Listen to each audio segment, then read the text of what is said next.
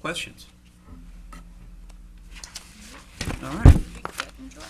And it says in the instructions, and please feel free if at any time you're reading something and you're just really not getting it, just pick up the phone or send me an email, and we'll go through it together. Glad to do it. And if I'm not available, I have an area expert on every section of this.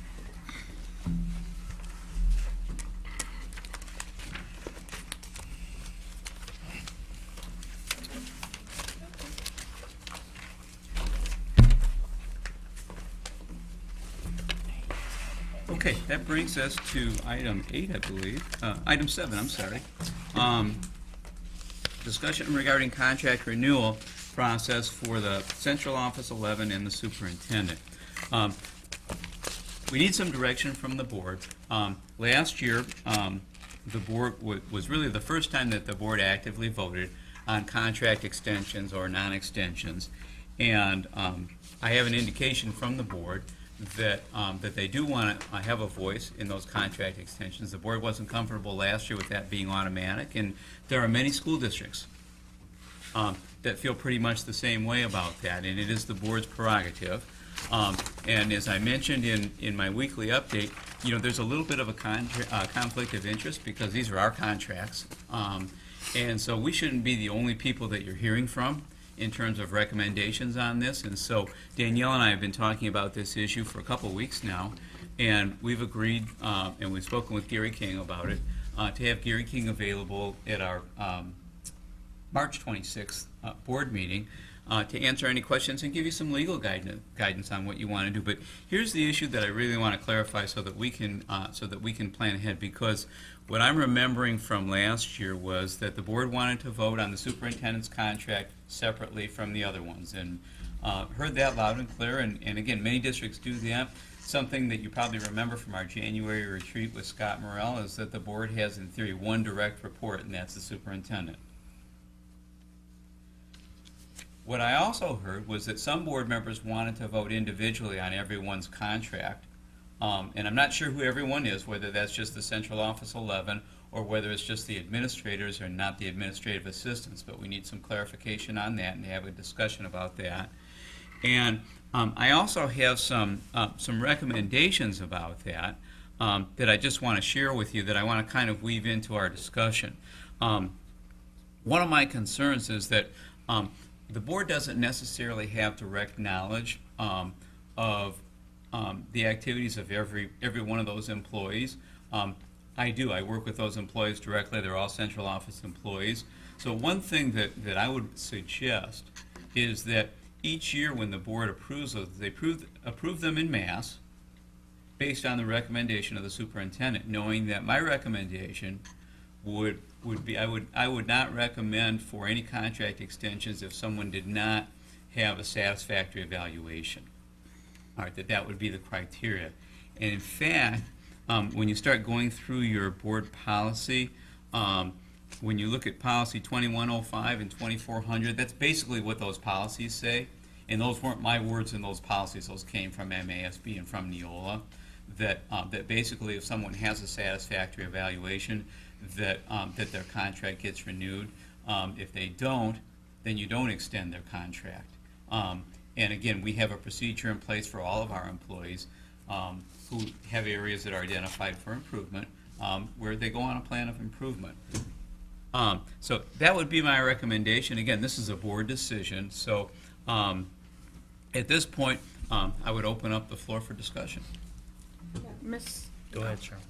Madam Chair, Yes. I think we learn from our past mistakes, but I think what we should, or our past practices, I believe we vote on the superintendents separately and we bundle everybody else together. To me, that's the easiest way to do it. Absolutely. Since he's he's our employee, so I think that's the way we should do it. It's separate, everybody else is together.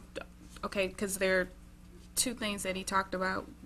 Did you mention central office employees, or was that? That's the Central Office 11. Okay.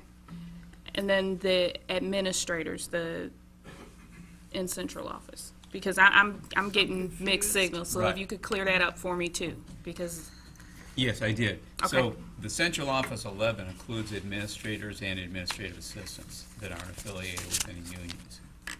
Okay. Again, I think because those contracts are subject to extension, again, I think it would probably be best, the board would be best served in voting on all of those. Keep it the central office 11.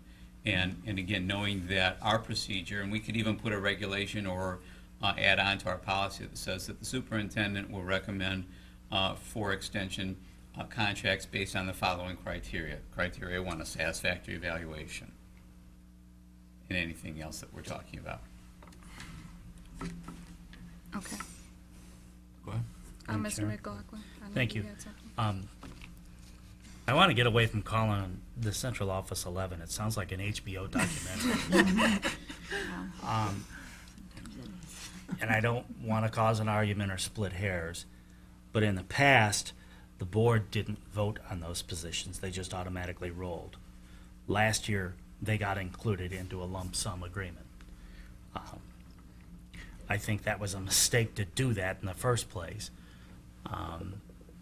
However, given that that was done, I think we should still go with an administrative recommendation for that group of employees. However, that recommendation should not come to us at the 11th hour. And if board members have got a specific concern on employee A or employee E, then we can contact our board chairman and the superintendent and say, we'd like to discuss this particular contract, and this is why, these are the issues we'd like to address, and what have you. I think part of the conversation that happened last year was some of the director-level contracts and perhaps some of the administrative assistant contracts perhaps had some wording and some clauses and some things in there that I think some board members, myself included, would like to start addressing. I think a comment was made, the cycle needs to start somewhere. And it's not that we want to throw anybody under the bus.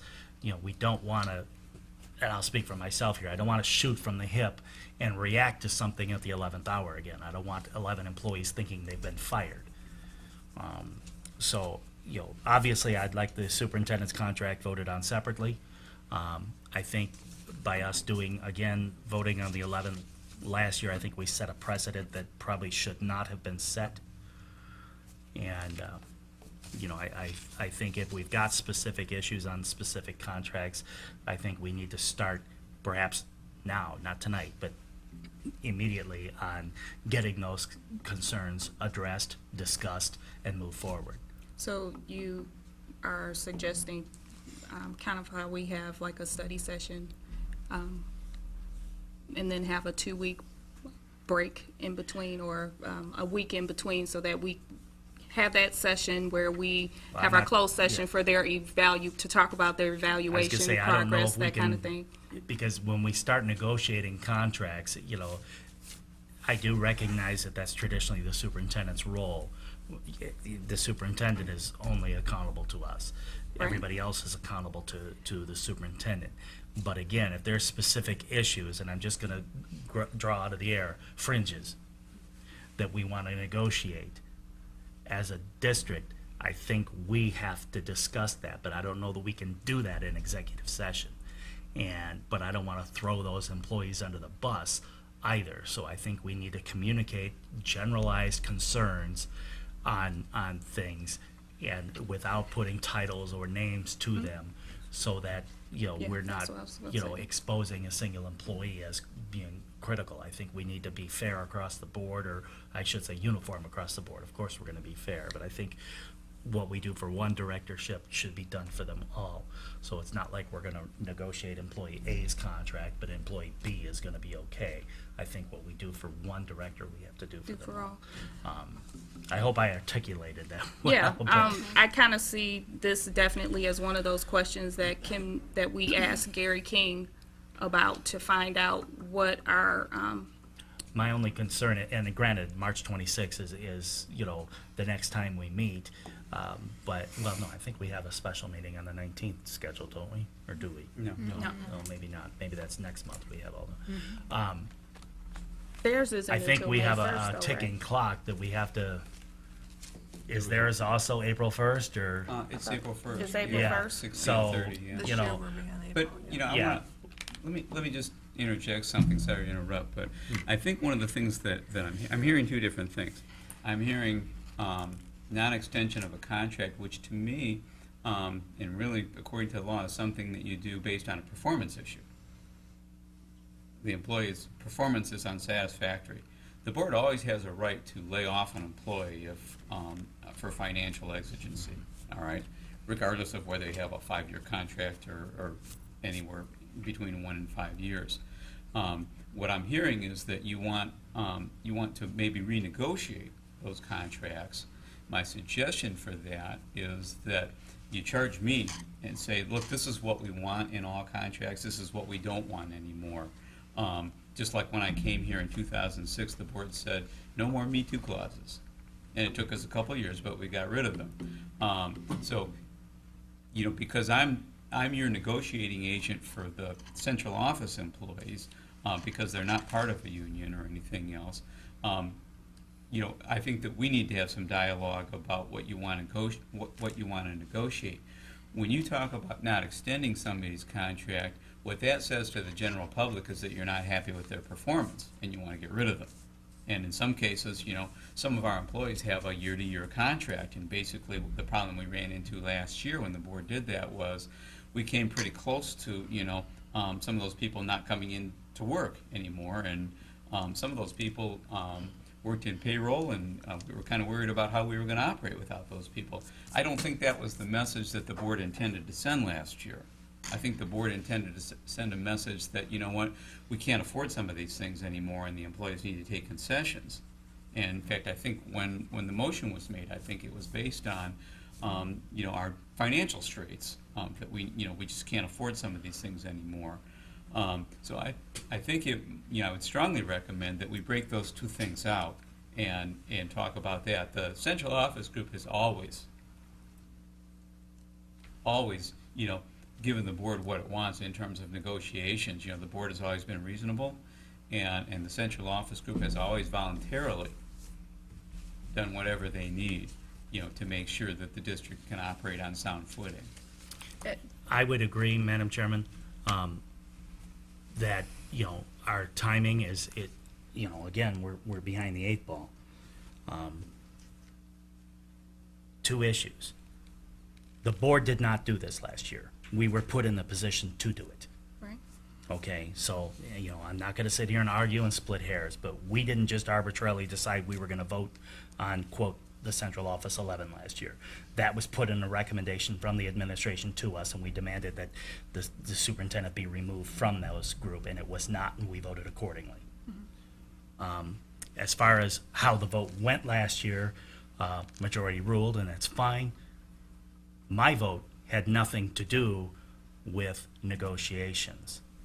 It had to do with separating the chief administrator from the other 11, period. Okay. However, with that said, instead of just constantly renewing contracts, and this was part of the discussion last year, is we need to discuss as a board what we think needs to be changed. And again, that's giving the superintendent direction, I agree. We need to say, is this where we want to be with these contracts, or do we need to reduce some things? Do we need to increase some things? Do we need to adjust? Those are all negotiable items. As far as non-renewal of anyone's contract, yes, it is based on evaluations of performance. However, that is not and cannot be the sole indicator. In any job, your job evaluation is one factor. Your other interpersonal skills and things of that nature are part of that. And it's ridiculous to think otherwise. Thank you. Okay. So, just so that I'm clear, superintendent separate, central office as a group, but you have questions in regards to how we handle negotiation and performance. Well, I don't really have questions with how we handle negotiations. I just think the board needs to provide some input as to, contract clause A or page 3 of such and such contract.